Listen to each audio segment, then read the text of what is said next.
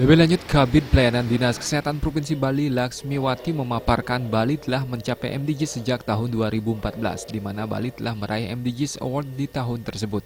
Award ini diperoleh karena dari sisi angka kematian ibu dan bayi, Bali termasuk kedua setelah Jogja.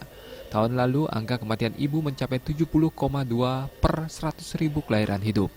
Angka kematian ibu hingga saat ini telah tercatat 40 kematian, dan ini menunjukkan sudah ada penurunan dari tahun kemarin.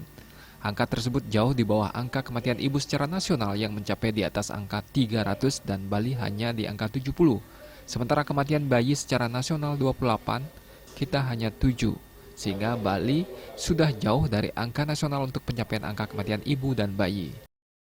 Kalau kita lihat dari angka, memang sudah ada penurunan Kenten Yanggi dari angka kematian ibu dan termasuk angka kematian bayi, kita angka di angka 7. Kalau nasional angka kematian ibu di atas 300 masih, kita sudah 70. Sedangkan angka kematian bayi masih di angka 28, kita sudah di angka 7, Yanggi. Jadinya kita jauh sudah dari angka nasional. Angka kematian yang paling rendah untuk yang kemarin kalau tidak salah Kelungkung. Yang terendah kemarin di Bali.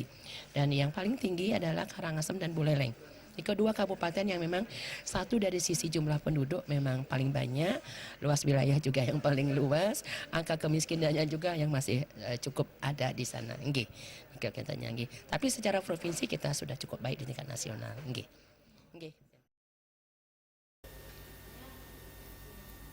Ditambahkan indikator derajat kesehatan ada 4 yang dipakai, yaitu angka kematian ibu, angka kematian bayi, status gizi masyarakat, dan keempat umur harapan hidup. Dari angka nasional, derajat kesehatan masyarakat di Bali dari sisi angka sudah baik. Meski demikian, dari sisi mutu layanan pihaknya menyatakan akan terus melakukan upaya peningkatan pelayanan kesehatan, terutama di instansi pelayanan kesehatan pemerintah. Purnama dan Agus Sudiatmike, Bali TV.